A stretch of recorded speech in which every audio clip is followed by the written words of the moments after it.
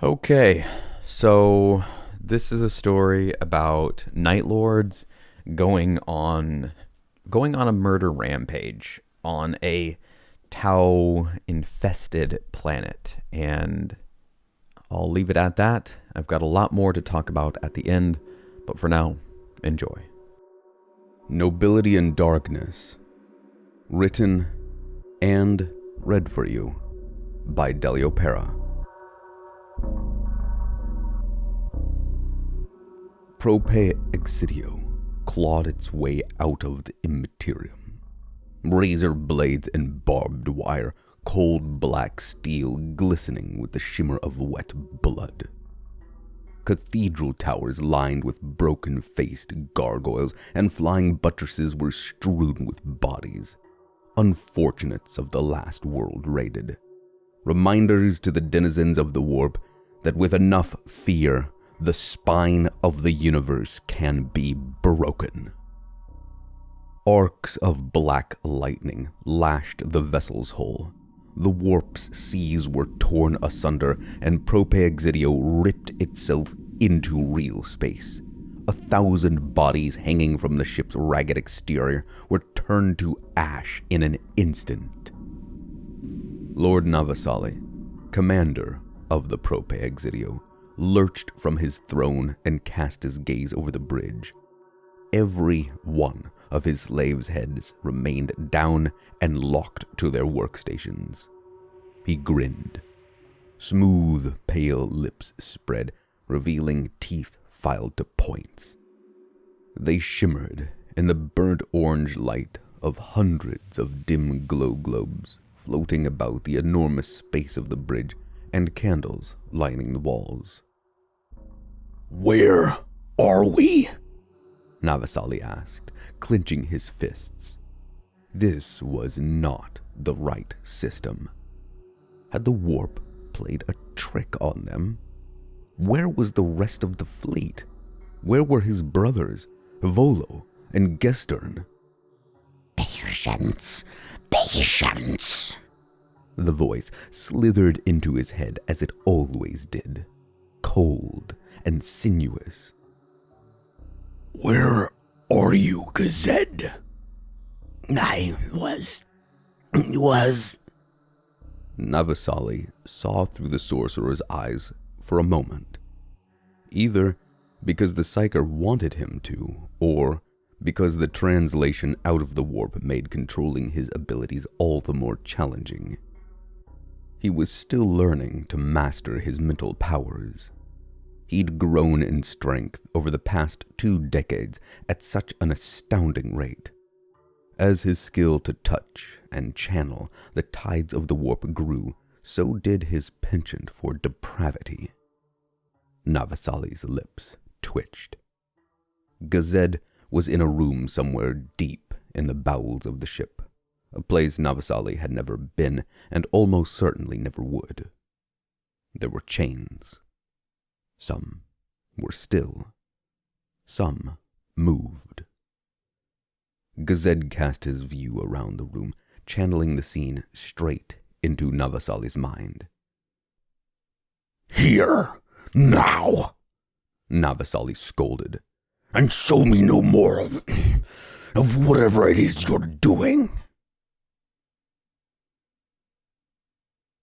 Gazed was in his 50s, but looked 3 times that. His body was so thin and frail that seen from the side or back in his usual robes, he was often mistaken for a dying man. Adding to the illusion were the 3 young men always at his side to lend a supporting hand or shoulder he could lean on. The black-robed quartet glided onto the bridge. Gazed walked with a staff of gnarled wood woven with black iron bands. He pushed the cowl of his rough-knit hood off his head. "My lord." "Where are we? What is this place? I thought we were on course to rejoin my brothers." Navasali cast a hand at the view screen. Before them sat an orb of swirling blue and green with splotches of red and white. Yes, I apologize, my lord, but you could say that this place called to me. Called to you? We're here because of you? Be not angry, my lord. Please take the moment to hear me. We will be with your brothers in due time. They'll never know the delay. They'll not be kept waiting. I've seen this. It was shown to me. The trio of Gazette's dark-robed minions laughed. Only the mouths of their faces could be seen in the soft, rust-red glow of the bridge's light. Explain. Supplies are dwindling. Ammunition is at an all-time low, and your men grow restless. It's been too long since they were able to express themselves. Even I am running low on toys. The trio spoke as one, echoing, Toys. Gazette continued. In the last battle alone, we lost 13 rhinos, 6,000 souls, untold thousands of gallons of fuel, and that's not mentioning the food your people have turned to they're turning on each other for food. Navasali chuckled. As they always have in dire times. Yes, true, yes, of course, but your armies are dwindling by the hour. And I assume this brings us to why we're here. Navasali waved a hand at the planet sitting before them. What is this? It was midsummer in Yeni, the largest city on the planet of Talico. Blue and light and dark-skinned children ran in the streets playing, tagging each other with painted sticks, chasing after one another and their pets. Human and Tau laughed, their voices mingling into a song of joy. Domed homes made from materials the humans did not understand dotted the valley. Men and women worked a half-mile away at the town's river. "I could never have imagined such a life," said Janie, coming up behind her husband as he baited his fishing line. "When I stop to think about our life now, my mind reels." Halum touched his wife's arm. He looked up the hill. Home to 10,000 humans and twice as many Tau, Yeni had gone from a village of a few dozen families to the city it was now in a span of a month. 6 months ago, the Tau arrived on the primitive world of Talico. In half a year, they transformed it from a planet of simple fishing villages to a seed that, they said, would grow into a hub of industry. The first thing the Tau had done was bring the people of Talico together, using machinery and transports of the like the Talico people had never imagined in their wildest dreams. The Tau relocated entire communities, consolidating the humans into cities. Cities that, before the Tau arrived, never existed. Overnight, hundreds of homes were raised. The Talico people had previously lived in domes of mud and woven reeds with thatched roofs. Honoring the Talico, the Tau kept the shape, but built the new homes from materials that were stronger. They gave the humans amenities like running water, heat, and cooling machines. "It's all happening so fast." Halum turned his attention back to baiting his hook line. At least, that was something he still understood. Janie, watching the children play, said, "I wish we were more like them. They've taken to the change so easy." Halum cast his line into the slow-moving river. "We were like them once. What happens as we age?" Janie sat next to her husband and watched his line bob in the water. "What do you mean?" How come it gets harder and harder to understand things as we grow older? Janie shrugged. Life? Halum nodded. Our minds say, why bother with anything new? Something like that. Janie smiled and lay her hand on Halum's shoulder.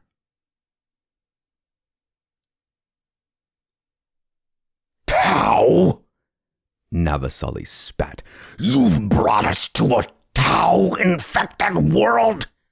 He wanted to rip the throat from one of Gazette's grinning goons.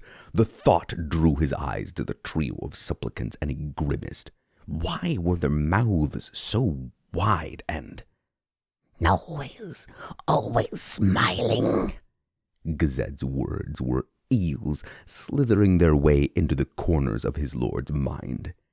Get out of my head! Navasali shot back. Do that again while I'm in this mood, and it'll be the last thing you ever do. He locked eyes with the psyker and almost thought he was going to be dared. But Gazette bowed his head and took a trio of steps back. His entourage moved with him. This planet called to me as we plied the warp. I saw it. A beacon of bounty. Ripe, Echoed the trio. Ripe fruit, luscious and full, ready to be taken, and so easy, so simple. There are no defenders to speak of, nothing that would pose any real challenge for my lord. What is it then? A hub, warehouse, storage. The trio whispered. Gazette giggled. The blue-skinned Tau are turning this planet, this whole system, in fact, into a center of commerce. I see them developing the planet into a thriving hub of food production. I do not know how long they've been here. The trio shuddered. Not long. Less than a year, I am almost certain. They brought the many disparate groups of humans together to work in cities. Soon they'll bring their Guevesa. Traitors! Navasali scowled. He was sickened that humans and Xenos could ever call each other allies. He was a traitor, true, but that was different. He wasn't siding with freaks and abominations. He and his brothers had seen the truth of the universe and joined the side that would win in the end. I won't touch their filth. Navasali dropped back to his throne, the ceramite of his armor and the plasteel of the massive chair grinding on impact. The Tau create abominations, strange devices I'll not allow on my ship. No, my lord. No. Of course not. Which is why this planet is so perfect for our needs. Navasali shot his sorcerer a curious look. The coming Guevesa. The trio shuddered, struck by a spasm of shared ecstasy. Oh, yes. The Tau aim to sculpt the populace into loyal minions, and to that end they're bringing thousands of traitor filth here to mingle with the natives. Who better to help these simple peasants than their kith and kin? Who better to turn the primitives into a people that fully embrace the Tau as friends and benefactors than those humans who already do? In preparation for this, the Tau have brought great stores of human equipment to the planet. A smile began filling Navasali's face. He leaned forward on his throne and cupped his chin in one hand. Interesting.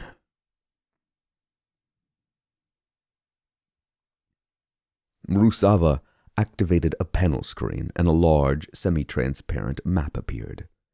He swiped until he landed on the one he wanted and with a gesture zoomed in on an area showing a city with a river nearby.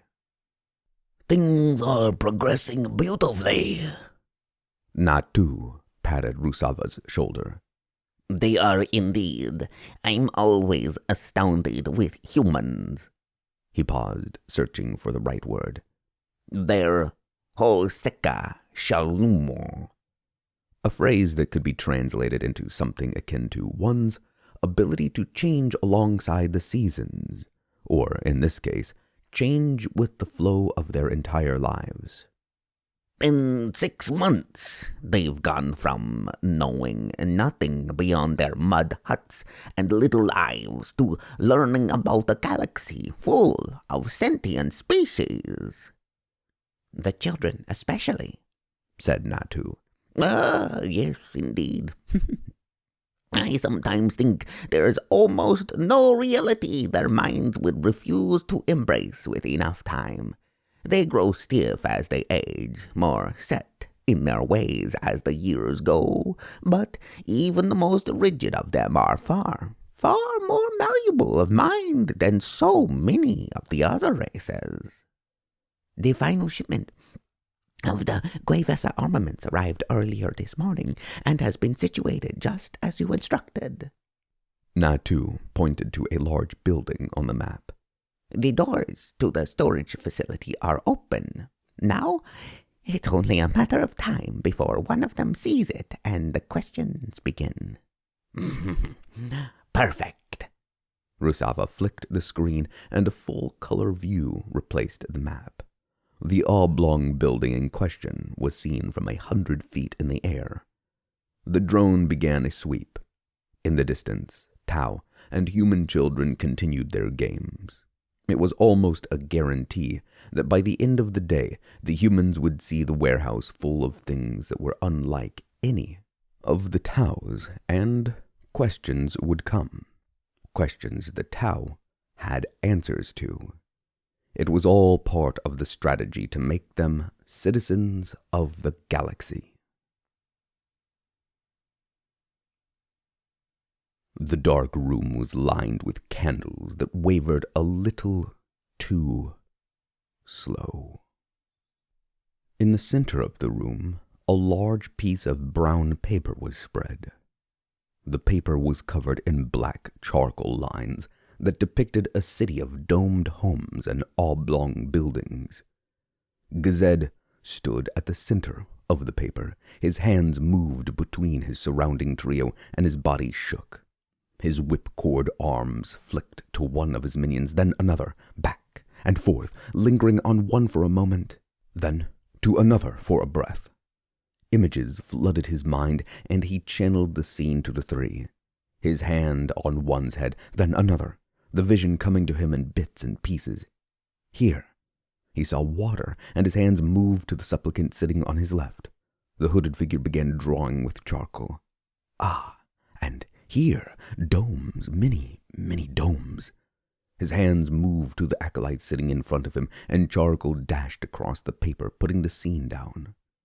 Almost as soon as the drawing began, new images flashed into his mind, and his hands moved to the final member of the three. Black lines drew a long, rounded warehouse. There! Navasali pointed. Focus there! A fresh bout of spasms surged through Gazed's frail body, and he wheezed, pointing his attention where his lord had instructed. The sorcerer's eyes were closed, his mouth open. The flow of images poured into him. He was watching the planet and the room holding his body, Navasali and the trio at the same time, which begged the question, where was he? Both scenes filled his mind at once, in a dreamlike state where multiple conflicting things can be true all at once. Gazed's hooded trio sat motionless until their master touched them. When he did, their hands dashed across the paper, bringing to life the scene the sorcerer imparted. They drew alone at times, and sometimes as a unit. The sorcerer whipped a hand to the acolyte in front of him, and the one to his left. Tremors shook him, and the two he touched began to draw. Their hands wrapped around the lumps of charcoal in rictus grips, danced around each other, fleshing out the image of a warehouse, its doors open. From one to the other, Gazed moved his hands, and the image took on further shape and clarity. He was a mad conductor, a conduit through which awful energies poured, directing his trio of artists. Would you look at that? They have rhinos and munitions to arm a full battalion. Maybe more. Navasali watched the quartet work a little longer, then nodded as a plan took shape. Very good. Very, very good indeed. He spun, his cloak of skin flapping wet against his ebony arbor. His heavy boots crashed across the floor as he launched himself into every step full of awful intent. This was going to be a bloodbath. He clicked his vox to first squad, second, and third, then clicked to talons 3 and 4. Meet me in the war room, post-haste. Once they'd all replied, he switched channels to Josef on the bridge. How long until night falls on that city? The engineer's voice came back, his voice raw and broken due to torn vocal cords. 2 years ago, he coughed during a speech Navasali was giving, and had never spoken the same way since. 3 hours, my lord. Not long, the commander thought. Next, he voxed the bridge as one. Keep us right above that. He spat the next word. Tau City and lower Proprietary as far as the planet's gravity will allow.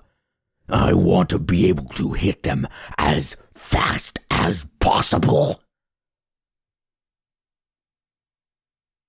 Nell sat at the center of her meditation chamber. A wave of sickness had washed over the pale-skinned human psyker earlier in the day.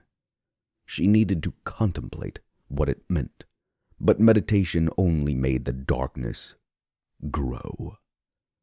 There was no clarity to be found, only a pressure against her mind, a horrible sinking in her gut warning her of what?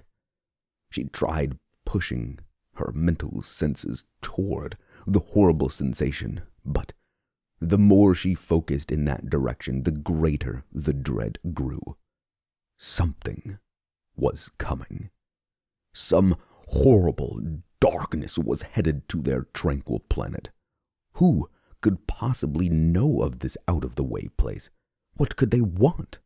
There were no warriors here, no great stores of supplies.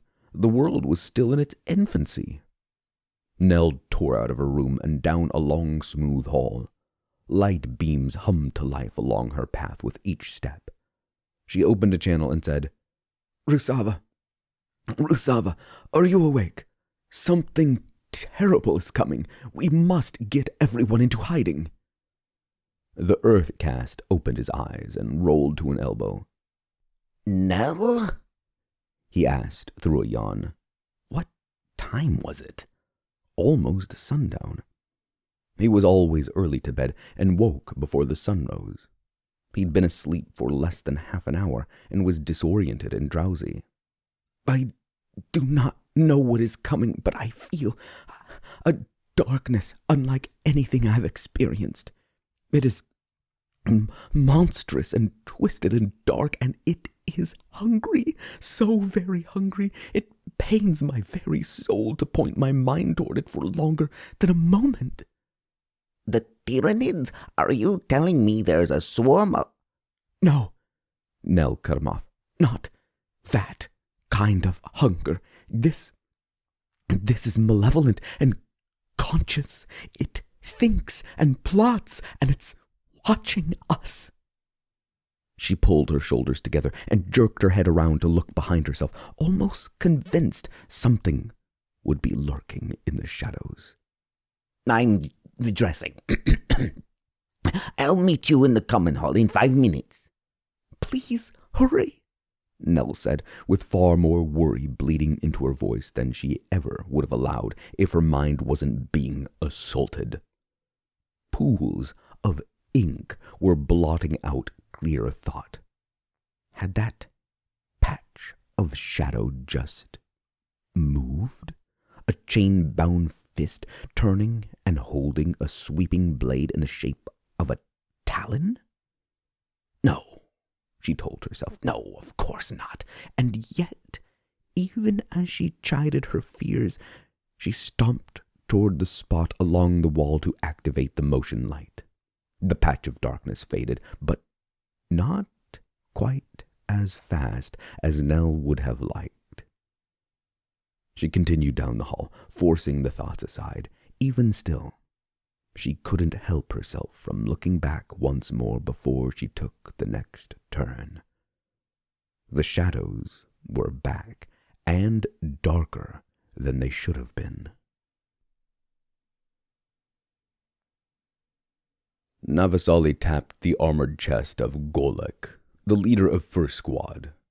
Brothers, but in a few moments we shall set upon a prey so perfect for the taking, they're practically begging for it. Below us, humans and Tau share the same streets, the same food. They sit at the same tables. Their children play with each other. The gathered brethren twitched and hissed and growled. Their boots scraped against the rusted iron floor. Their commander's words filled them with abject loathing. It took a great deal to make a Night Lord flinch, but what Navasali was describing was sickening beyond imagination. Humans and Tau. The brothers were all clad in blue so dark it drank the room's already minimal light, their haunting shapes flickering among the shadows. How? Devol asked, his voice rising from his low spot on the ground. Leader of Third and Fourth Talon, the Raptor veteran shook his head, unable to comprehend such a thing. The others in the room looked toward the Raptor, who was hunched on all fours. I don't know, Navasali said. I've heard of this sort of a union before, but only in hushed whispers. I dismissed them as rumors and sick jokes. I thought maybe it had happened once. Possibly. There are some humans so pathetic I can almost understand it. From what Gazette tells me, this planet was a primitive world little more than a year ago. The humans here were tribal and lived in mud and grass huts. They knew absolutely nothing of the wider galaxy until these blue-skinned Xenos freaks came and tricked them into submission. The gathered Night Lords growled in the backs of their throats, shifted where they stood and crouched, and cursed under their breath. A Night Lord was forever in a state of perpetual seething rage, a torrent of barely contained anger. All it took to unleash that tidal wave of unrelenting fury was a little push in the right direction, and right then Navasali was shoving his brothers. He was describing the epitome of perversion. They were called twisted? The Night Lords? They were said to be sadistic? Then what did that make the Tau? These Xenos were a disease more foul than Nurgle's most virulent plague. These Tau have come to this world for the sole purpose of exploiting it and the natives that call it home. The human inhabitants are but babes. The Tau came and preyed upon them, warping their minds with their promises of the greater good. There is no good, no greatness. During a pause in Navasali's speech, Gazed stepped up next to his lord and whispered, If I may, I've learned a new truth. Navasali nodded. Speak. Initially, I was under the impression the Tao only wanted to use this place as a staging point, a place for holding resources, but I was wrong. They specifically chose this world because of the populace. Go on, Navisali said, his anger rising.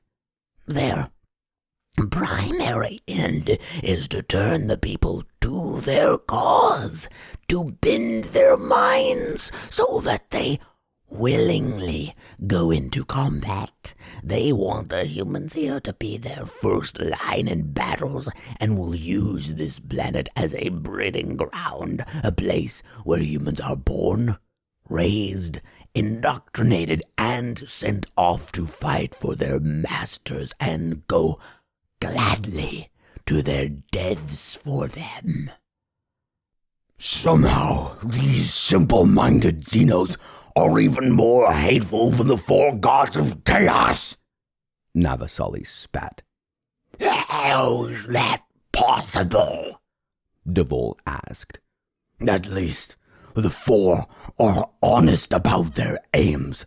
The Tao mask cruelty as kindness.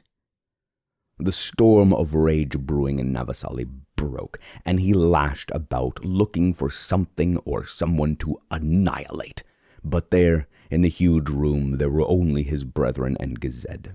The brothers of the gathered squads and the raptors of Talon 3 and 4 were twitching, overcome with an explosion of bloodlust. Navasali voxed to the command room. How long until night falls? 30 minutes, my lord. No more talking. We launch now! A chorus of boots crashed across the floor. Raptor jump packs ignited, and the masked Night Lords fast marched and flew to the launch bay.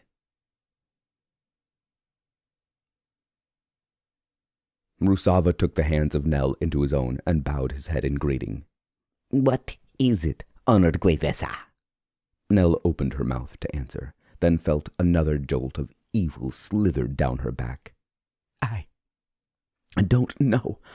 What do the sensors show? Are the orbital drones still online? Rusava tapped a panel and brought up a grid map that zoomed out to show the planet. The council room was filling with other Tau that took their places at workstations, activating screens, all coordinating their efforts to locate what Nell felt. The map of the world spun.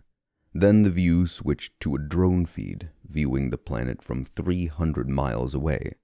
Then another, set at 1,000. Rusava flicked from one to another, looking for anything out of the ordinary. There's no use in this, he told himself. The chance that he would happen upon the correct view was practically non-existent. Add that to the already infinitesimally small chance that he had no idea what he was looking for, and the effort was doomed before it began. Still, he looked. A stocky earth cast, raising his voice over the din of activity, said, Sir, I'm getting a faint read on something fast approaching from the dusk side of the planet. It'll break the atmosphere in 5 minutes. Can you get a visual? Rusava went to the side of the earthcast Tau. Anything. Trying, sir.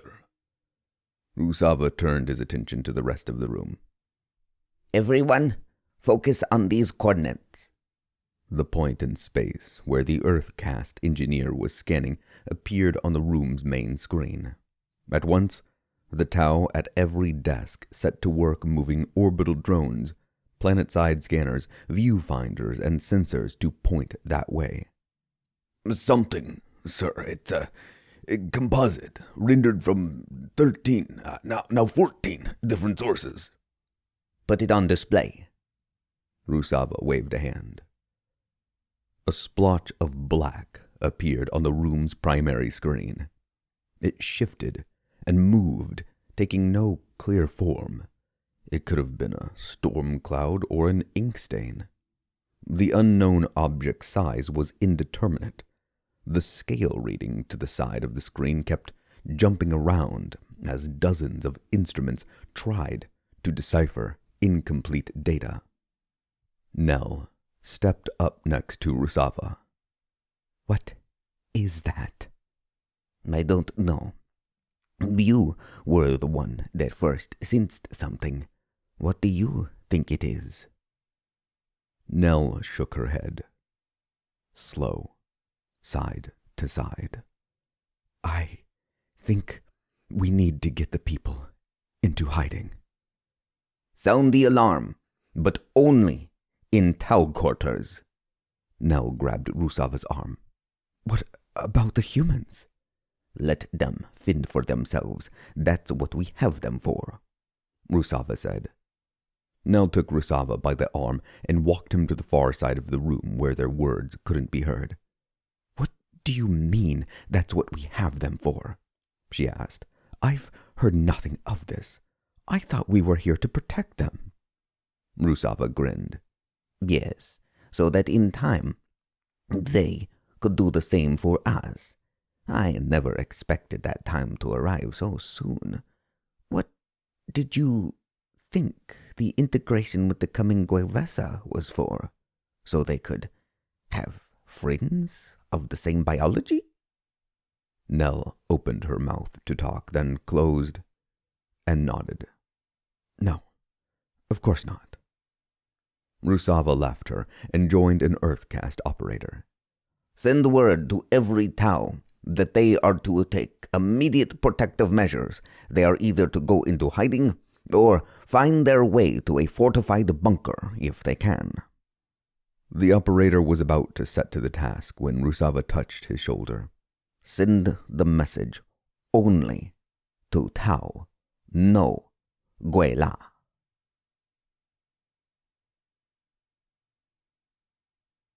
Janie was lounging in the window nook of their dome home, sipping a hot brew. She was looking outside, and her thoughts drifted from the material at her back and how this home of hers was so similar to her previous one, yet so different at the same time. The shape of the old mud and grass dome was a little smaller, but beyond that, the differences became more pronounced. To begin, there was the stove that could be turned on and off with a touch. Then there was the heat and cooling system that made her and Halum's new home whatever temperature they wanted, with, again, a simple touch. It's incredible, said Janie half to herself. What is? Halum was sitting at the kitchen table cleaning fish from that day's catch. When his wife didn't answer, he looked up and saw her staring out the window, leaning her face close. Her body had tensed, and he'd been with her long enough to know something was wrong. Janie? Come here. Hurry, Halum. Something is happening. Come quick. Look. She pointed out of the window. What? Halum put a knee on the seat next to his wife and leaned in to see where she was pointing. Outside, in the fading light, Tau were running across the city. They were carrying their youngest and had bundles under their arms. A few even had carts with things. Where are they going? Janie asked. Halum rushed to the door to ask someone what was happening, but the door wouldn't budge. He tried it again. Nothing. He looked over at his wife. I can't open it. What? Janie's eyes flashed. She tried turning the latch on the window, but it, too, was held fast. What's happening, Halum? Tears began filling her eyes. Halum threw his shoulder into the door, but he might as well have been attacking a mountain. Halum grunted, pushed, and jerked the handle. Nothing worked. Janie was sobbing, hitting the window, trying to get someone to look at her. There, that was Datoon and her two boys. Datoon! Janie yelled and pounded on the window all the harder. One of the boys looked and pointed. His mother grabbed his hand, shook her head, and continued the way all the others were going. Navasali fed on his rage, refilling the fire over and again with the images Gazette's trio had drawn. Nothing, he growled. Then, louder, to the others in the transport rocketing planetside, he called out, I want nothing left standing. We take what equipment we can use and destroy everything else. Tonight, we slaughter until the streets run red, until the sky is filled with the gore of these blue-skinned Xenos. And the humans? Might we take some for slaves? Devol asked. Navasali had been thinking that very thing over. They were running low on that precious resource, and as people feeding on each other for close to a month now was only compounding the problem. But this was a rot that had to be rooted out. If even one of these humans harbored fond feelings for the Tau, it could spell ruin. No, the Night Lord Commander said. We kill everyone. Touchdown in 1 minute. The emaciated pilot servitor voxed into the cabin.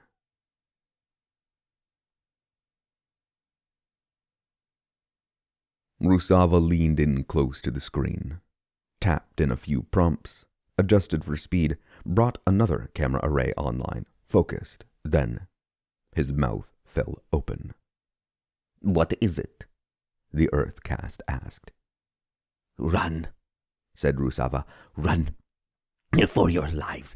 Get as far away from this place as you can. Then, to the whole room. We're being raided by Gueranja.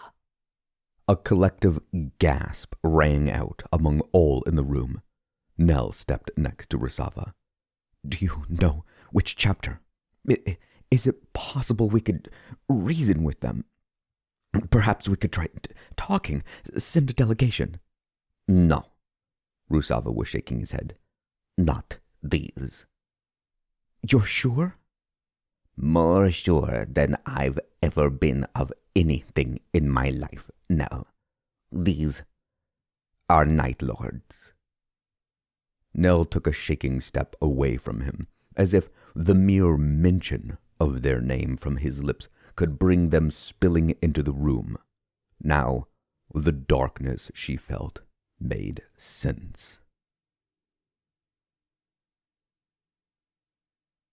The transport swept in, brig jets flaring on full blast at the last possible moment. Only a servitor fused to the control systems or an Astartes linked via Black Carapace would allow for such an extreme maneuver. As the sweeping drift hit its midpoint, the rear hatch flew open. The pilot cut the engines and the craft dropped with a gut-punching lurch. Then, the instant before the transport struck the ground, the engines flared back to full life, halting it. In the moment the fall was arrested, and before it leapt back into the air, the Astartes poured out. Raptors flew left, right, and up, while the ground-bound troops spread out in pairs. The roar of the transport's engines drowned out the sound of pounding boots and jump packs. Janie's sobs faded, her breath caught in her throat. Halum joined his wife at the window. What was that? Something from the sky. Janie pointed to where a patch of darkness drank all the light. That. A chill ran down Halum's spine. Intense blue fires roared to life and lit the bulky blank space from its underside. It was entirely unlike anything the Tau used, where their machines were all smooth lines and sleek curves. This was a thing of hard and angry angles. He thought he saw faces on the side of the flying machine. Human faces, the skin flapping in places where it wasn't nailed to the metal. That couldn't be, could it? From the back of the machine came more darkness, oil spilling from a drum, only this oil moved where it willed and with predatory intention. All at once, Halum was glad the door and window were locked. In fact, he was wondering if there was anything more he could do to secure them. In 4 lunging bounds, Navasali grabbed the Tau by the back of the neck, slammed its face into a nearby wall, and kept on running. The flattened face was stuck to the wall, and the weight of its owner's body dragged it down in an exaggerated smear. Screams broke out. 20 yards away, there was an open door with dozens of the blue Xenos scampering down a long hall. 2 larger males were pushing on a sliding door. More Tau joined the pair in an effort to close the doors faster. Navasali grabbed a Tau child and threw it into the opening, killing one of the door pushers on impact and startling the other, giving him enough time to get to the door. Devol and 3 of his raptor kin screamed overhead, ribbons of blue flame lashed from their jump jets, cutting the dark night. A wicked smile split Navasali's face. The 4 raptors dropped from the air, a pair landing next to each other, and set about shredding the Tau too stupid to run for their lives. In each hand, Devol held a foot-long curved blade. With a series of smooth cuts, he split his first victim from stomach to sternum, sheathed his blades, and tore the Tau's chest apart. Ribs shattered and entrails spilled. The raptor ripped the Tau's throat out, and his head fell forward to watch his insides spilling onto the ground. Go! Navasali voxed to Devol. Locate the stores of equipment. These are mine. Devol growled. It began as a challenge, but he thought better of that and nodded. Understood. He leapt into the air, ignited his pack, and slashed his way through the sky with the rest of his 2 talents joining him. Each member of Talons 3 and 4 pulled in behind Devol, their jump packs casting flickering blue-white light over the curved structures they passed. Navasali charged into the hall, where hundreds of Tau screamed, cried, and begged for salvation. But the Night Lord Commander locked his growling chain axe to his back, motor idling, teeth humming. He removed his gauntlets, locking them to his legs.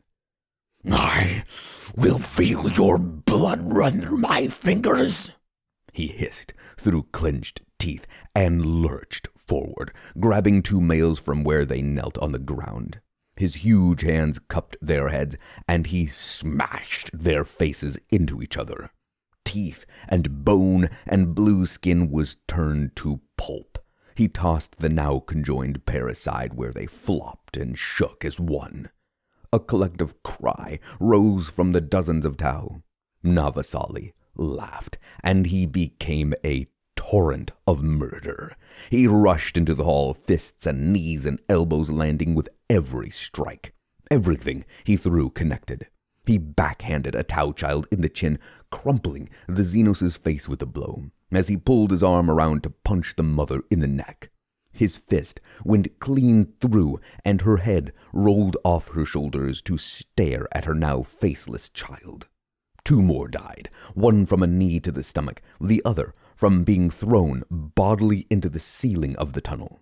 The first vomited the contents of its stomach, then its stomach, and half the rest of its organs. The second was thrown so hard he became a wet stain plastered to the ceiling. You thought to hide, to cower? Where are your warriors? Do they care nothing for you that they leave you to be slaughtered? The hall was 100 feet long, and Navasali had only gone 1/10 of that in his march. Already his fists were covered in the gore of a dozen dead. He voxed to the others. How goes the hunt? Have you located the equipment yet? Not yet, my lord, Devol squawked in reply. We're still looking. In the background, Behind the raptor's words, there were the sounds of cutting blades and the death cries of Tau. Sounds like you got distracted. We're still looking, my lord. Navasali closed the line and spat. Enough wasting time, he said to himself and grabbed the nearest Tau. He'd gotten his wish to feel Tau blood. Now it was time to move. He walked down the hall, swinging the Tau he used as clubs. Every hit was death. Heads crashed into heads, flailing feet and arms spun and cracked. When the first 2 Tau became useless for too much abuse, he dropped them and snatched up 2 more. He was 30 feet into the hall. Behind him lay a path of blood and viscera. Where he walked, death followed.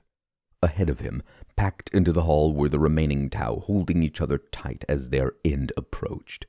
He waded into them with the kindness an industrial meat grinder shows to soon-to-be sausage meat. Halum pulled Janie away from the window, then scurried to the wall control and killed the lights. Why hadn't he done that sooner? I should have left them on. What if someone saw them go off? They'll know we're in here now. He thought about turning them back on, but it was too late for that. Janie crawled her way to her husband, feeling her way across the floor and whispering his name as she went. When their hands met, she curled up next to him and asked, "Will we be safe?" Halum's eyes darted from the window to the door.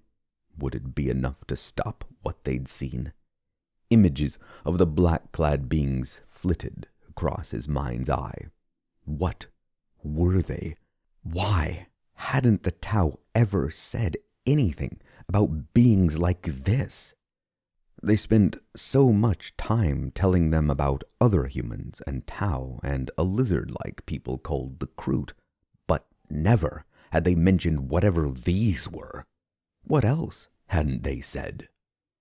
A cold snake of fear broke from a wet egg at the center of Halum's mind and slithered down his back.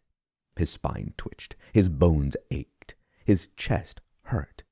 He'd had dreams where vile things hid in corners. Sometimes he saw creatures with lashing tongues and eyes of fire. Other nights, the things he saw were bloated, pus-leaking monstrosities that coughed plague with every choking breath. Maybe worse of all were the twisted beings that writhed in sensual pleasure as their skin was flayed with razors and their ears were torn to shreds by the discordant symphonies born from instruments of flesh.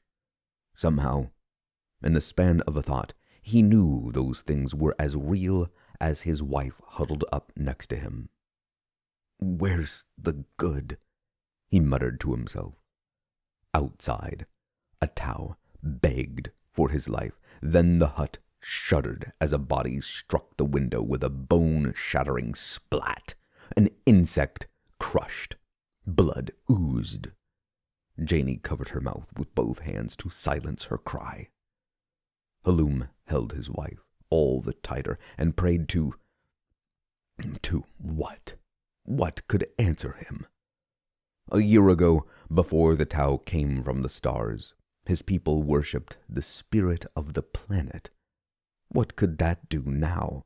What had it ever done besides be fickle and uncaring? No amount of prayer had ever brought rain or ended a storm.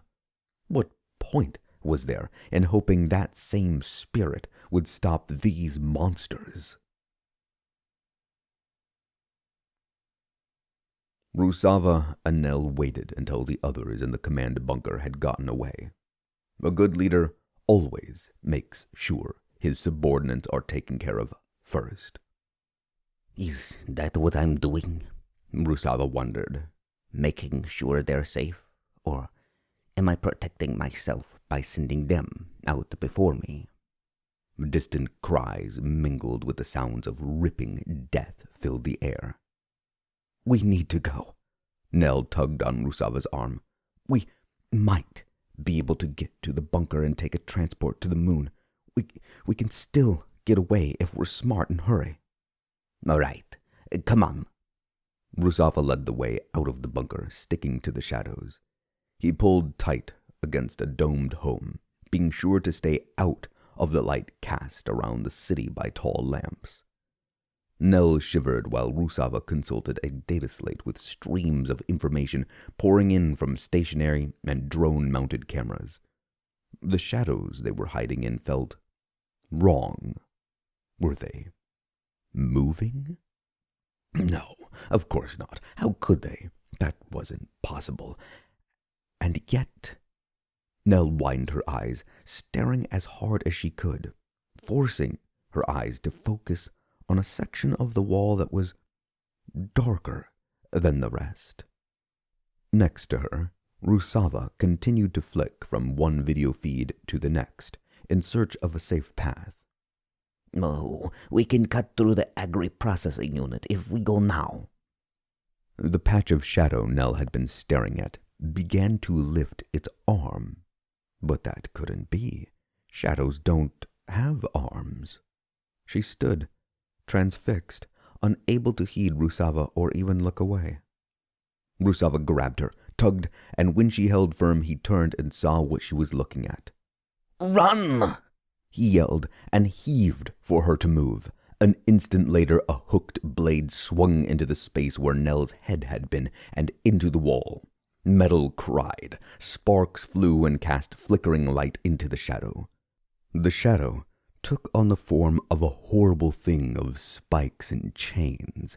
Hanging from its waist was a tabard of... was that skin? Nell scrambled to her feet, trying to remember how she'd fallen. Rusava helped her up, and the pair ran around the edge of the building and through a narrow alley. They passed dome homes. The door to the agri-processing building was shut, and Rusava keyed in the passcode. The door hissed open, and the pair rushed inside. Back and forth, Navasali swung his latest pair of victims. Each swing burst blue bodies and painted the walls of the hall in blood. For the first half, he'd killed in silence, but as the death toll grew and the Tau only cowered and cried, his anger grew. "Fight back! Do something, you pathetic creatures! You sicken me!" He dropped the children he'd been swinging and grabbed a male by the throat, its flimsy hands fighting Navasali's wrists. The Tau's palms burned where his skin met black armor. "You disgust me! Nurgle's own are cleaner than you," he said, as though this one particular Tau could answer for an entire race. "You're the most pathetic beings in the entire universe. You're such a worthless excuse for life. You're forced to use machines to do most of your work. Without your metal toys, you would be worse than an annoyance in battle. Your kind preaches of a greater good, but let me tell you the truth of the universe." Navasali pressed the Tau up against the wall. Their faces were only inches apart. "There is no good," said Navasali. "So why do you do it? Why do you lie about some grand good?" "We only..." "It was a rhetorical question." Navasali squeezed, crumpling the Tau's words in his throat. He turned his hand, covering the Tau's face with his palm. Blue skin hissed, and he pressed the Tau's head into the wall. He pressed harder, and bone began to crack. Harder, and skin and fat and muscle started to ooze between his fingers. Harder, and there was a crack and pop, and blue-red body stuff squirted across the wall. 50 feet of hull was left.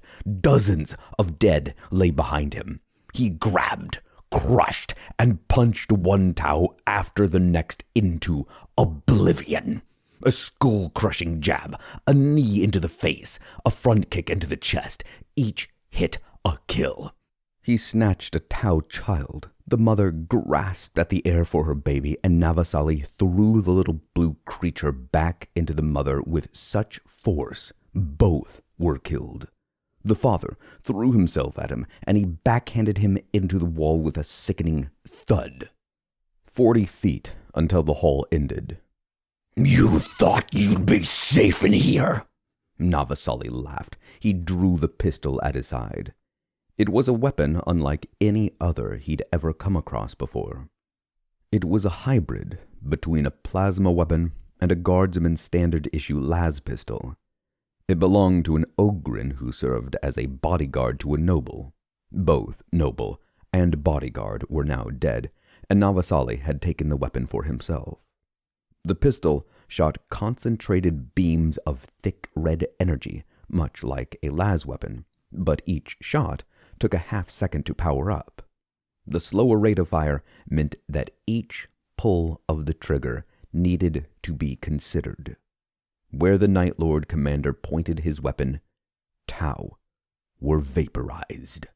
Fully half their body was turned to ash where the shots hit and left the other half boiling at the edge. One shot in particular burned through 5 Tau, the beam losing power with each subsequent Xenos in line, until the last was left with only a severe burn on the chest. The female patted herself, wincing. Then her eyes widened. I was saved, she beamed. The greater good saved me. Your weapon has no... Saved! Navasali speared his left hand straight through her chest, shattering her spine as his fingers burst out the back of her. He lifted her from the floor and brought her up to look her in the eyes. Do you feel saved? Hand still inside of her, he spread his fingers apart, ripping her in two, and slung her off his hand. Her partner was saying something, screaming curses, begging anything and anyone that would listen to save him. Navasali silenced him with a shot. 30 feet left. You think someone will come for you? You're all cowards, every last one of you. Do you truly think that salvation will come from the sky? Navasali spread his arms, scanning the few dozen faces of his captive audience. Behind him, 162 bodies lay bleeding and smoldering. It was a blessing that he remembered the face of every single life he'd ever taken. Humans, Xenos, or Astartes, he could recall the time, place, and method of demise. There were some days where he would sit in his chambers and go through the catalog of kills he'd made in his centuries of life. By the time he was done clearing this hall, he would have another couple hundred to think of. He shot another Tau in the chest, another in the gut, and voxed Duvall. Status! A hiss of static came back, then wet laughter. We got. The search continues, my lord. Navasali grabbed a Tau boy by the shoulder, lifted him into the air, and shot the boy's parents through his face. What do you mean it continues? This city isn't that big. You're looking for a hangar full of stolen equipment, armor, weapons, ammunition. What are you doing? The sound of ripping flesh came back over the line. Chewing. We got sidetracked. I apologize, my lord.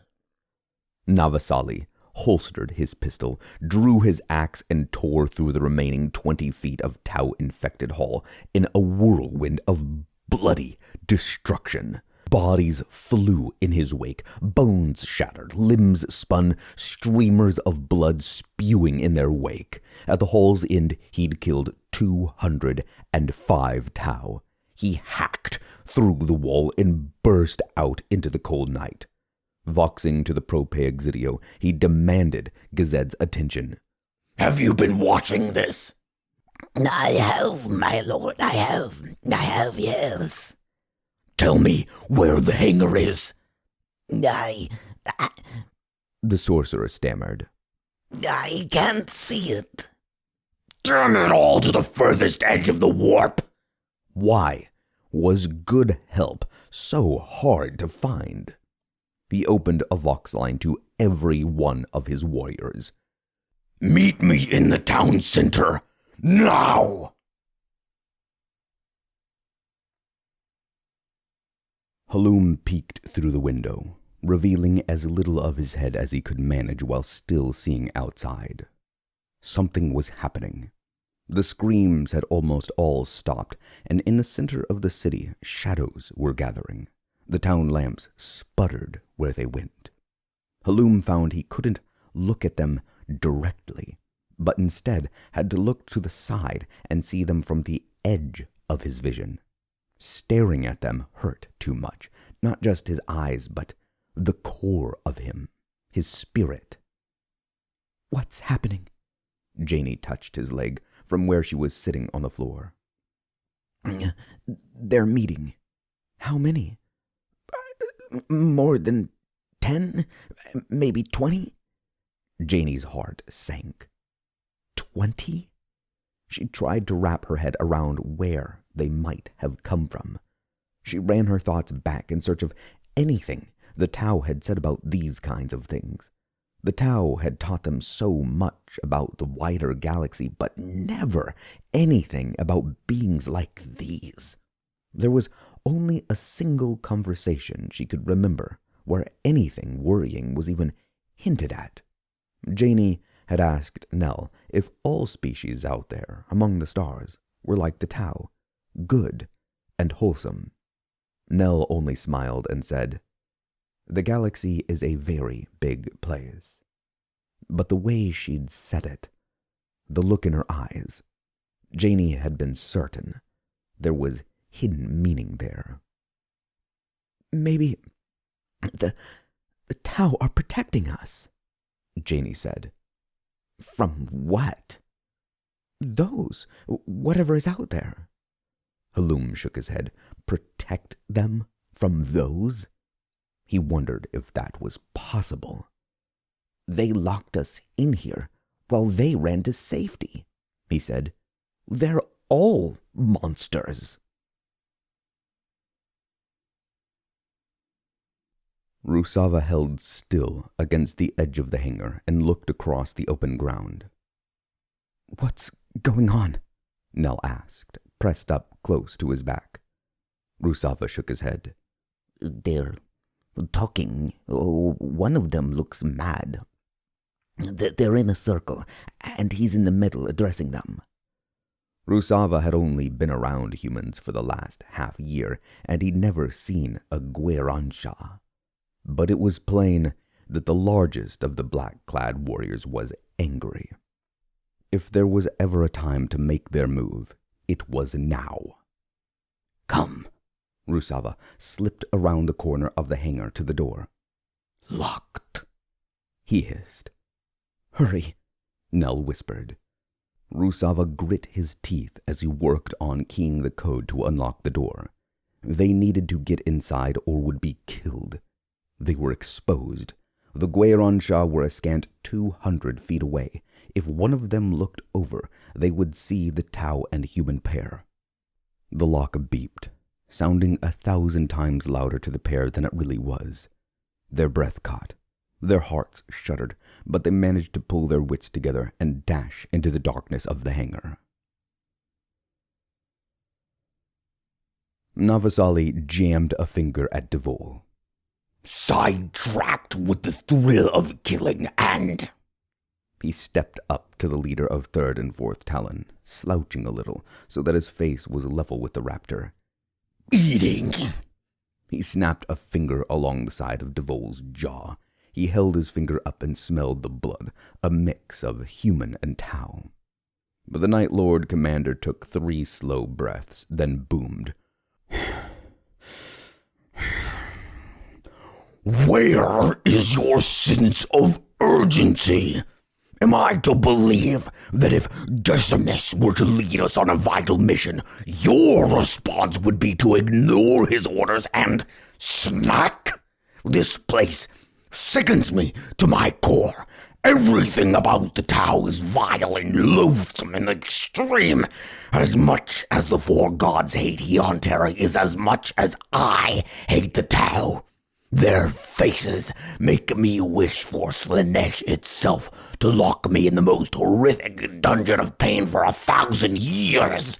Their smell disgusts me more than I have words to describe. And yet you're covered in their blood and skin, Devol said, laughing. A few others joined in chuckling. I was killing them, not eating, said Navasali. I care not if you like their flavor. Each man has the palate he was given. Who am I to judge? But you indulge at the cost of following my orders. He boomed. We're not here to eat. We're here to resupply, he said. Eat on your own time, not mine. Is that understood? He grabbed Devol by the chest and shoved him back a few paces. Before Devol could respond, a crack of igniting engines tore through the air. Off to one side of the town center sat a hangar with its roof opening. From out of the top rose a small transport, all smooth lines. Bright red conical flames shot from its trio of engines. Navasali pushed past his brothers and began a mad dash for the Tau craft. Already, it was 12 feet above the roof and rising fast. A thought came to him, a wild, almost insane idea. Was it a gift of the gods? An instant where they agreed? He could see the hand of all but Nurgle in the plan that formed. Stop it! Navasali voxed. Devol, take me there! Jahidi, with me. The rest of you hold it. Devol voxed to her raptor kin. 8 jump packs roared to life. The ground shook. Blue flame rocketed the raptors across the town center and up at the Tau transport. The 8 raptors slammed into the craft, 2 to a side. They skittered over its surface, hand and foot claws biting into its hull. They pointed their heads down, back toward the planet, and as one, fired their packs. Devol laughed as he grabbed his commander's right arm, and Jahiki took up the left. The 2 raptors rocketed Navasali into the air, lifting him mid-sprint.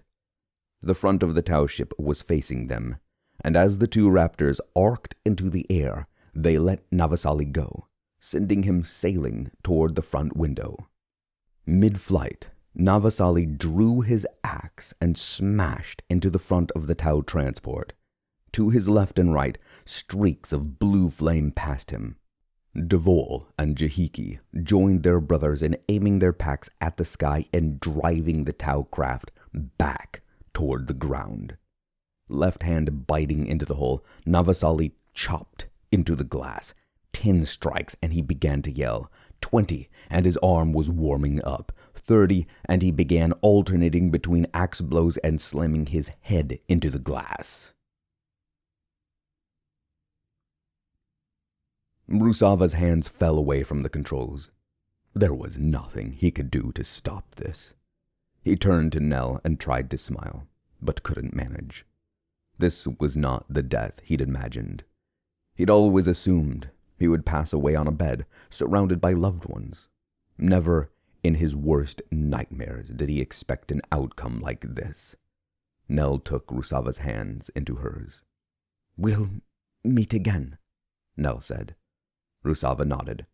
Tau and human, together. As one, they said. For the greater good. The window shattered. A hand clad in midnight armor burst through and grabbed Rusava. The Tau was dragged out, his limbs catching on the broken window. He held his emotions in and let the darkness wash over him. For the greater nothing, the shadow said, and grabbed Nell.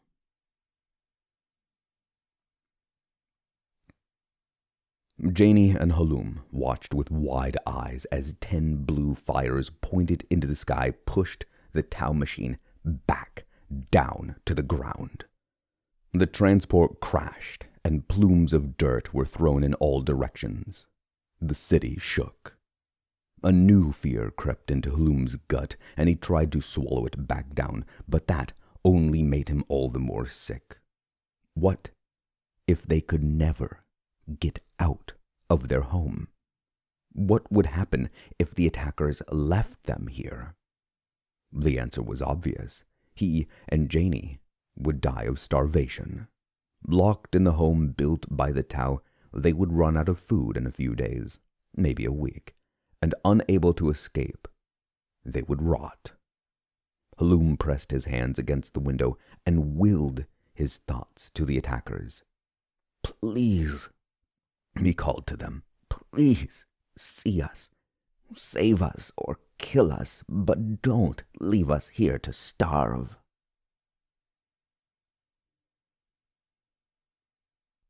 Navasali hopped off the down craft, still holding the human in one hand and his axe in the other. He drew the woman to his face. "I truly don't know which is worse, them or you. They at least have the excuse of being born that way. But you had a choice. You could have done anything else, and anything besides siding with them would have been better than what you chose. How do you sleep with yourself?" He waited for a moment.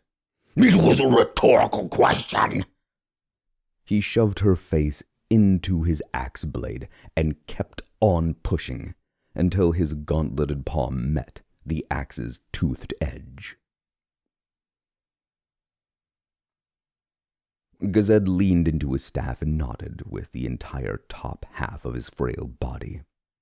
In the hangar sat 6 new rhinos, 4,000 crates of munitions, and 8,294 pallets of dried foodstuff. Maybe, best of all, they had only taken on 2 new humans. It seemed, thanks to Devol's bloodlust, there weren't many humans to rescue, save for those 2, a husband and wife.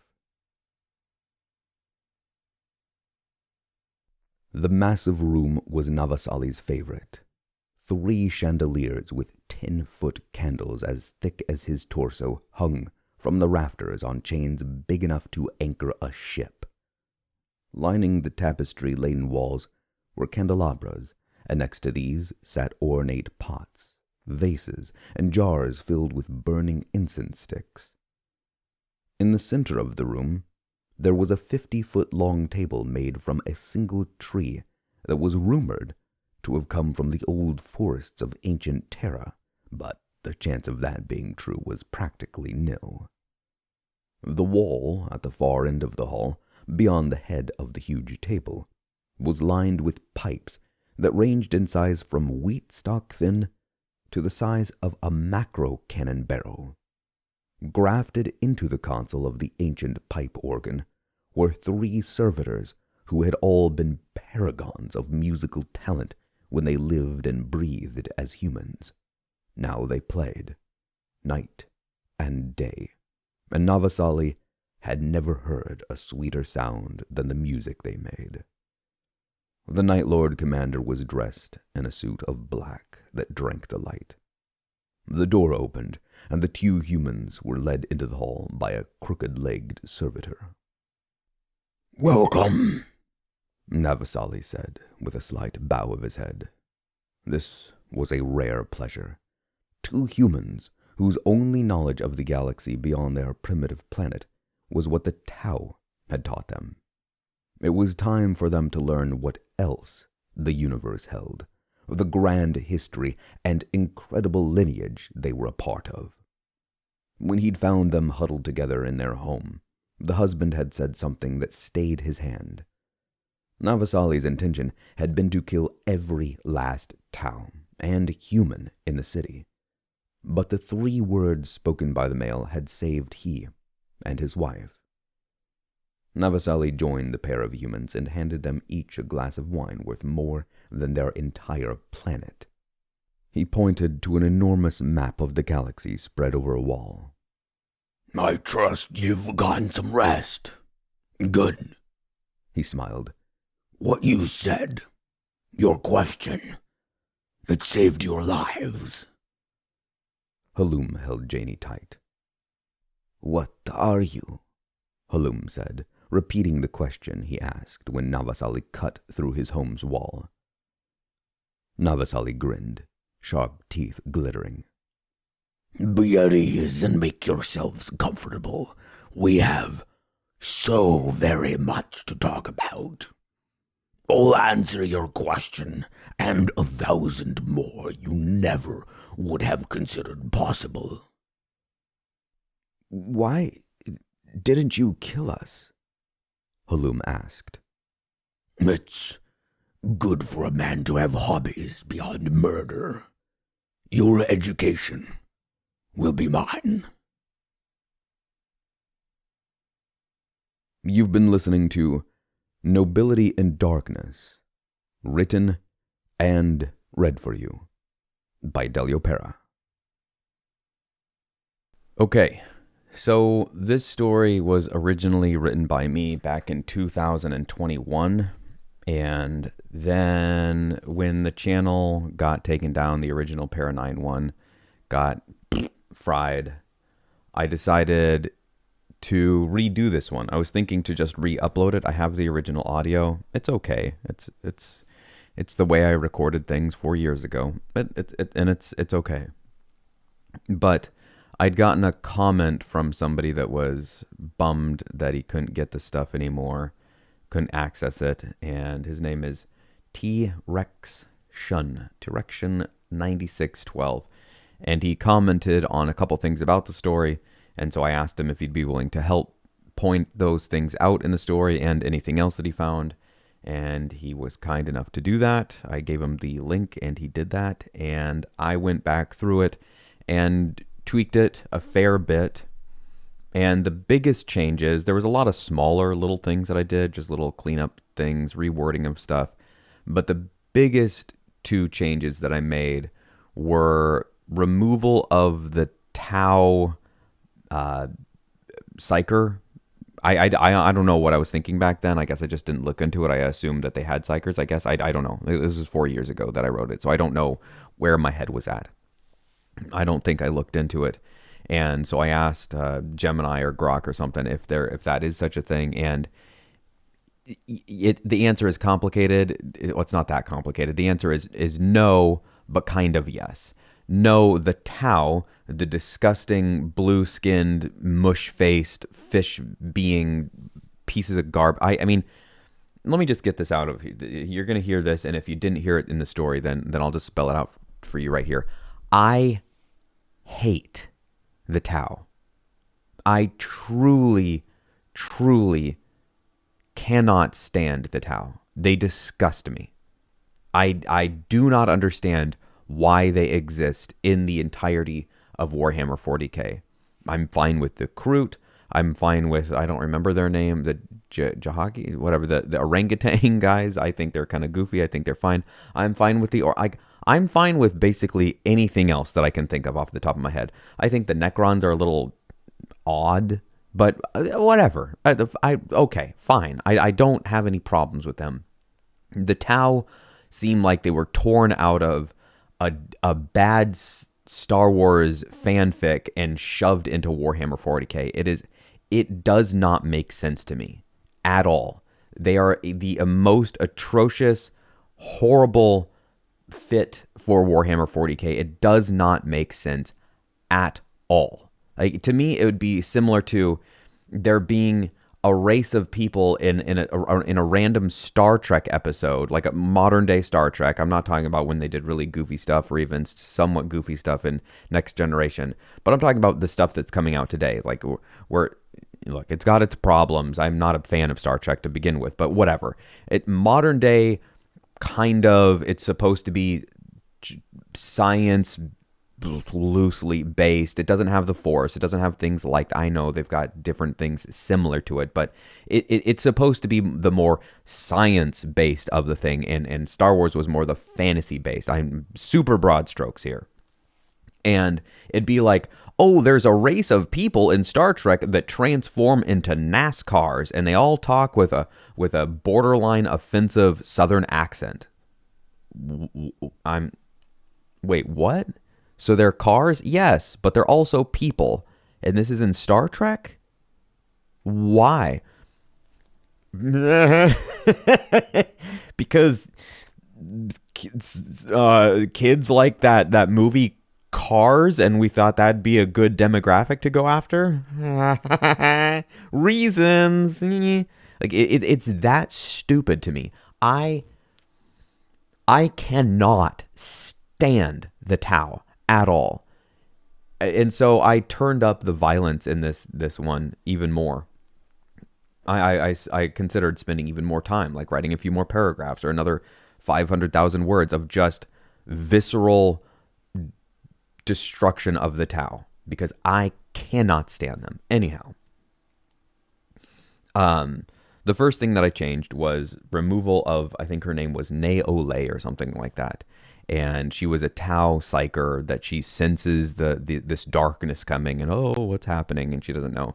And little T-Rex guy called out that he doesn't think that the Tau have psykers, so I looked into it. No, they don't. So I just changed it to a human that is sided with the Tau. Some Guevesa, they're even more scum, human siding with the Tau.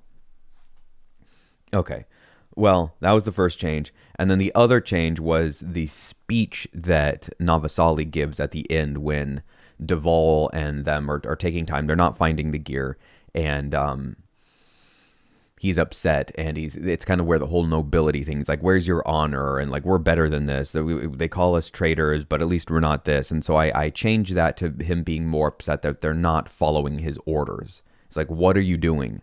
We're not here to eat humans and Tau. Like, I understand you're hungry, and yeah, we've got food problems, but when I tell you to do something, you had better do what I tell you to do. So those were the main changes that I made. I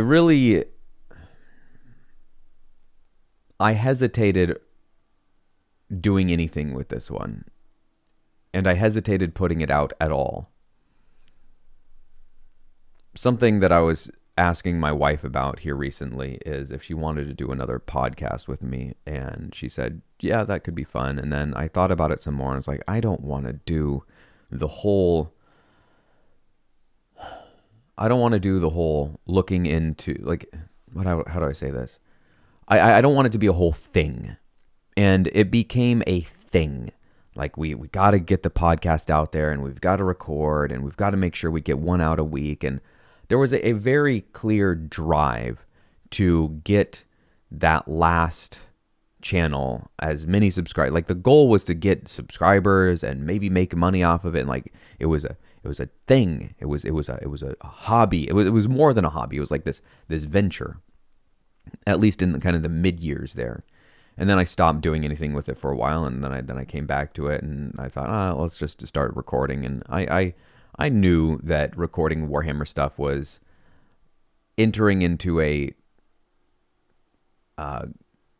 area that probably wouldn't benefit me. And well, it didn't. It didn't help me keep that channel, because the channel got cooked. I'm not that upset. Oh well. Yeah, live and learn. Okay. This new channel has 34 subscribers.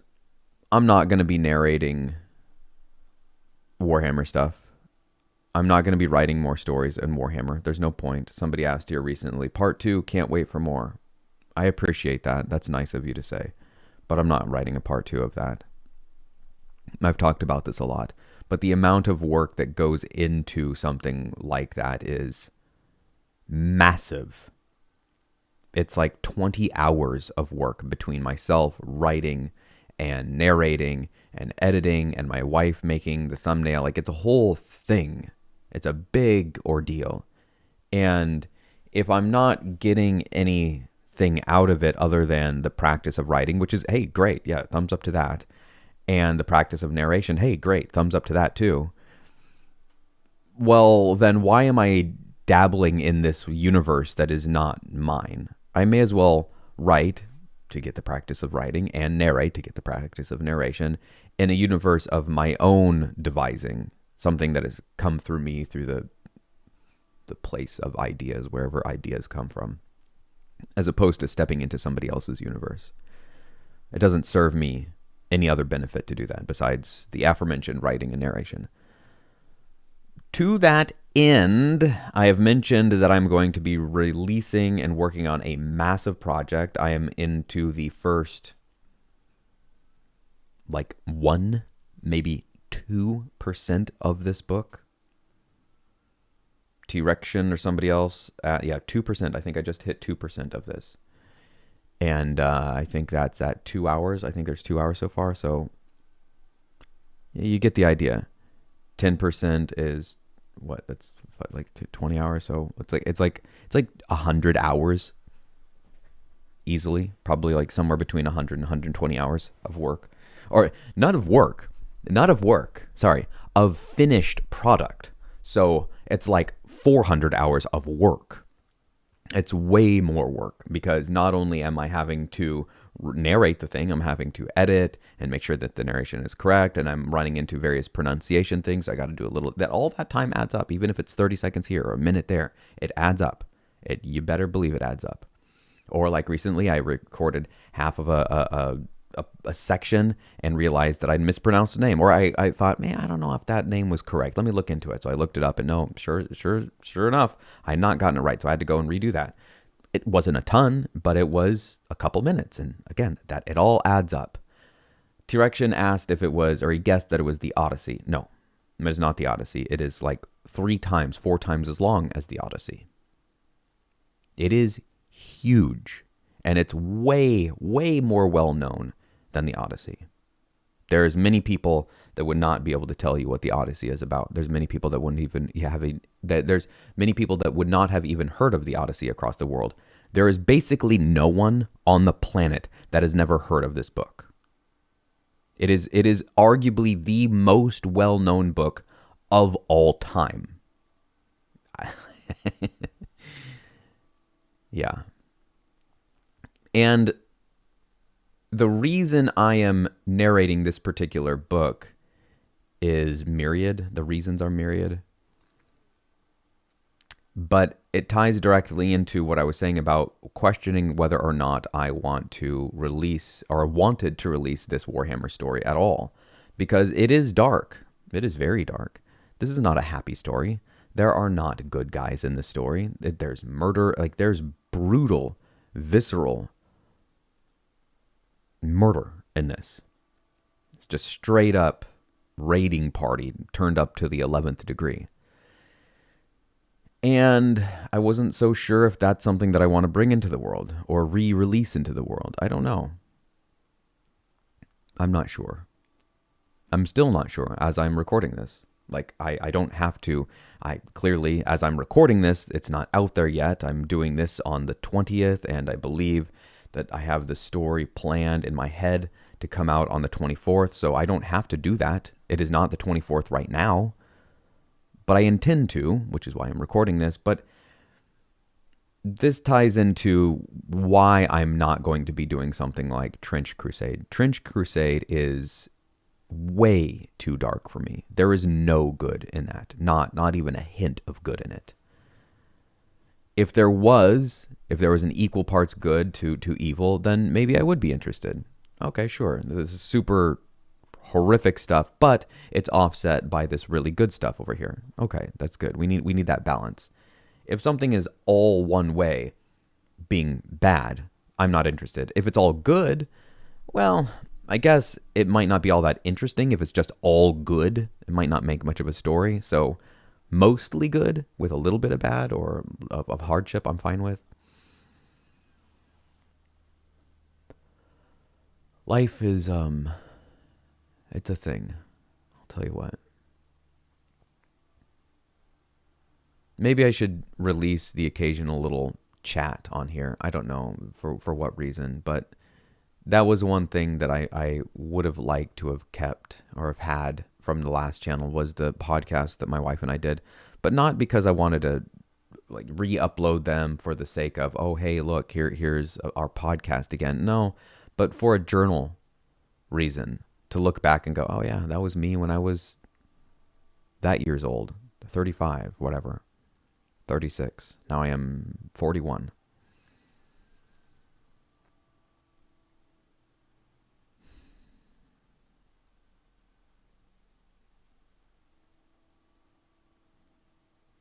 Life is weird, man. Life is weird.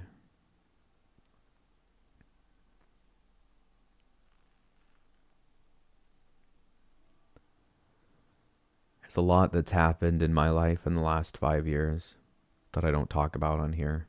I don't talk about publicly because it doesn't matter. It matters to me, but it doesn't matter to people on the internet. It might matter in a like a, you know, you see these things on Twitter or various places like, please send your thoughts and prayers to my brother who's suffering from something. He just lost his job and he found out that he's got stage 2 something cancer. And you scroll on by. It's like, I don't have cancer. It's nothing like that. Like I'm saying, like, that's somebody's life, and that's somebody's brother, and that's a big deal in those people's life. And even the brother of the brother, let's say Bob has the cancer, Jimmy, who made the post, it isn't as impactful to Jimmy as it is to Bob. Bob is the one that's going through it. He's the one that's having to go to the hospital, and if he's got a wife and maybe children, I don't even know what that's like. I have a friend who used to work with where I work, and his speech started slurring one day, or he noticed it being like pronounced, and it was more and more, and he just couldn't form words as well as he could. And so eventually it got to the point where he's like, okay, maybe I should go and get something done. Like, maybe I should look into this. Well, it turned out they did a bunch of different tests and like, oh, it's not this, it's not this, and it's not this. And they finally narrowed it down. It's like, oh, you've got ALS. And ALS might be one of the most sad illnesses that I know about. I'm sure there's a lot of really sad ones out there. But the thing about ALS is that your mind stays completely intact. There's nothing wrong with your mind. There's nothing, you're fully cognizant, no change there. It's just the signal from your brain to your muscles. I correct me if I'm wrong, but I'm pretty sure it just starts deteriorating. So it's like the electrical wires in your house, they just start corroding. And so when you flip the switch, it kind of flickers and then it doesn't come on. And you try it again, you try it. Oh, eventually it gets there eventually. But as time goes on, that fraying and the fracturing and the disintegration of those connections gets worse and worse. And eventually you go to turn that light switch and the light does not come on. And so you go to a different light switch and use that one, and you keep on resorting to that one. And so what this means for the body is that you can't use your fingers anymore. You can't grip things, and you can't form words with your mouth and your tongue and your lips, your vocal cords. You need to have somebody help you go to the bathroom. Eventually you're in a wheelchair. Your body just starts to shut down, and you're kind of locked in this cage, and you just see this happening in your mind. You're just shutting down. And then eventually your body stops doing the things that it needs to do for you to stay alive. Your heart stops pumping. Things just shut down. And I tell you this, and it doesn't mean anything to you. For anybody that's still listening to this, that's like, oh, yeah, that's a bummer for that guy. And I know him. I don't talk to him on a regular basis because he doesn't talk anymore. He can text, but he doesn't talk anymore.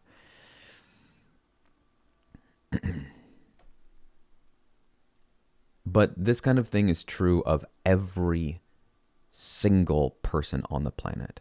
And if it isn't true right now, it 100%, without a doubt, without any hesitation, without any exception, there we go, that's the word I'm looking for. Without any exception, it will be true of you at some point. Not ALS necessarily, not cancer, but something. Something will happen to you or someone directly that you know. Something will happen that makes you go,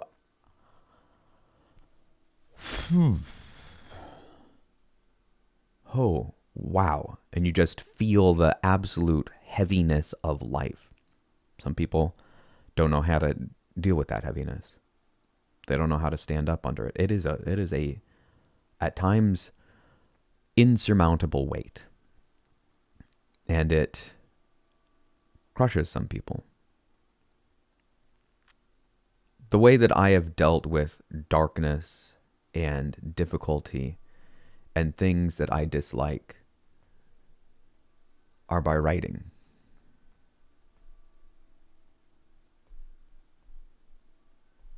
Maybe I'll talk more about that one. I'm just going to make a separate one. So if you enjoyed this and you're still listening, by all means, let me know. And I'm going to record again right now following on this, and I'll just release it tomorrow on Saturday. So thanks for stopping by, and I will continue what I was talking about right here with my writing and what I do with it and the purpose and etc. And I'm going to divulge into a little bit more about why I